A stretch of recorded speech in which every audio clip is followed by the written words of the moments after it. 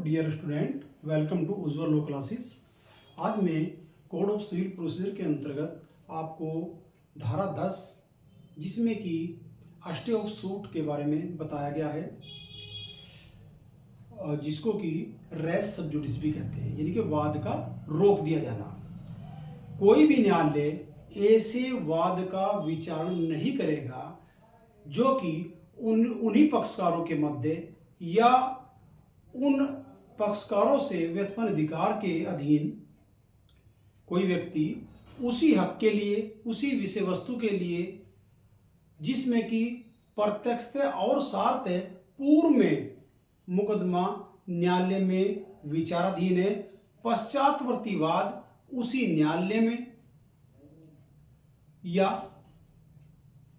किसी अन्य न्यायालय में जो उस पश्चातवर्ती वाद की सुनवाई का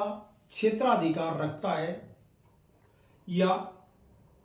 भारत में स्थित किसी भी न्यायालय में जो कि उसकी सुनवाई का क्षेत्राधिकार रखता है, या भारत के बाहर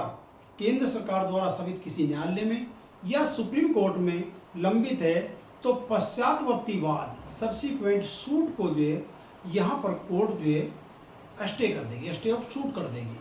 क्योंकि ये है भी लोक नीति के पक्ष में। क्योंकि दो मामले, भाई एक मामला पूर्ववर्ती जब उन्हीं पक्षकारों के मध्य या उन पक्षकारों से प्राप्त हित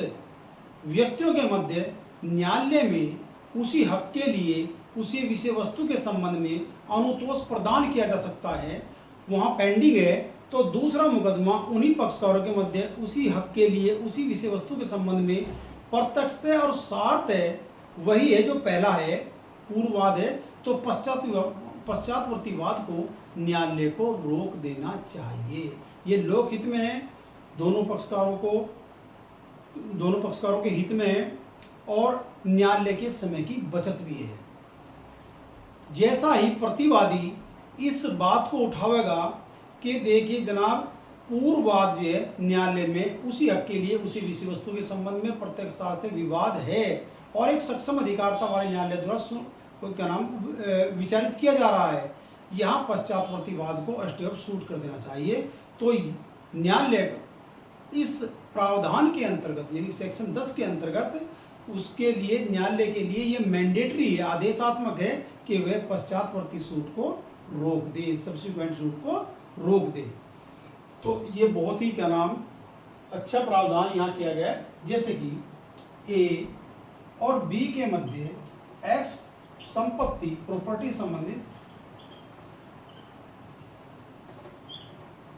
रिलेटेड कोई सूट जो है यहाँ सिविल जज जूनियर डिवीजन में पेंडिंग है, और उसी प्रॉपर्टी के लिए बी जो है ए पर एक्स प्रॉपर्टी के लिए दूसरा सूट लाता है। तो यहाँ ये पूर्ववर्ती वाद हुआ, ये पश्चातवर्ती वाद हुआ। एक कॉम्पिटेंट कोर्ट में, मान लो ये सहारनपुर में कराया गया, ठीक है जी, और यहाँ भी सिविल जज जूनियर डिवीजन में या सिविल जज सीनियर डिवीजन में, जो कि उसको सुनने की अधिकारता रखता हो, यहाँ किसी भी अदर कोर्ट में, चाहे वो दिल्ली हो, चाहे वो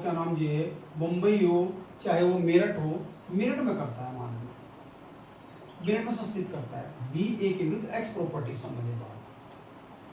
किसी भी भारत में किसी भी न्यायालय में जो कि उसकी सुनवाई का क्षेत्राधिकार रखता है, उसमें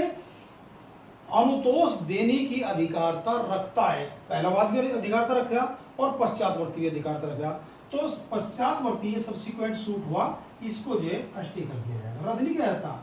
या खारिज नहीं किया जाता, उसको निरस्त नहीं किया जाता, केवल स्टे किया जाता है, क्योंकि इसका है भी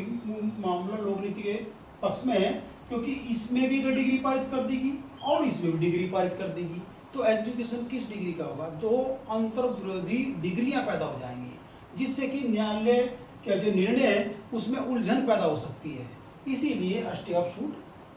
किया जाता है, और ये कोर्ट के लिए मैंडेटरी प्रोविजन है। उसके बाद देखते हैं हम अगर यहाँ पर स्टे ऑफ शूट कर दिया गया, क्या उसकी अपील हो सकती है, रिवीजन हो सकता है? तो इसके है कि सेक्शन 10 के अंतर्गत अगर कोर्ट ने स्टे ऑफ शूट कर दिया गया तो उसका जो है, क्योंकि ये ऑर्डर जो है अपेलेबल नहीं है, इसकी जो है केवल रिवीजन किया सकता है सेक्शन 115 सीपीसी के अंतर्गत, केवल रिवीजन ही इसका होता है सेक्शन 115 के अंतर्गत। अब ये देखना है कि स्टे ऑफ शूट का प्रावधान जो है किन मामलों पर लागू नहीं होता। अगर नंबर 1 है इसका कि विदेशी न्यायालय में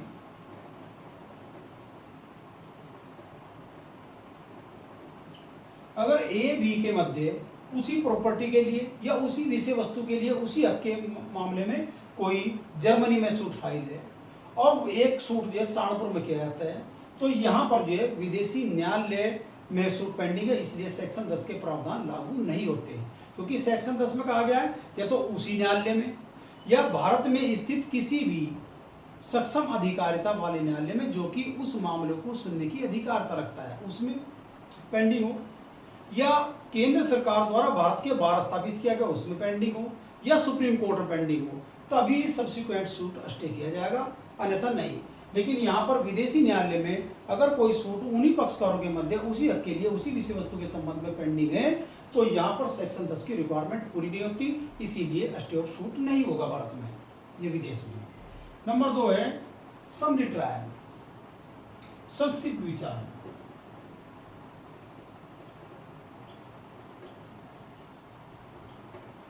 ऑर्डर 37 के अंतर्गत संक्षिप्त विचार होता है तो उस पर भी सेक्शन 10 के प्रावधान लागू नहीं होते। तीसरा अपवाद है इसका अंतरिम आदेश, अंतरिम इंटरिम ऑर्डर आदेश, जैसे कि इंजेक्शन ऑर्डर होगा, कोई एडजोर्नमेंट होगी,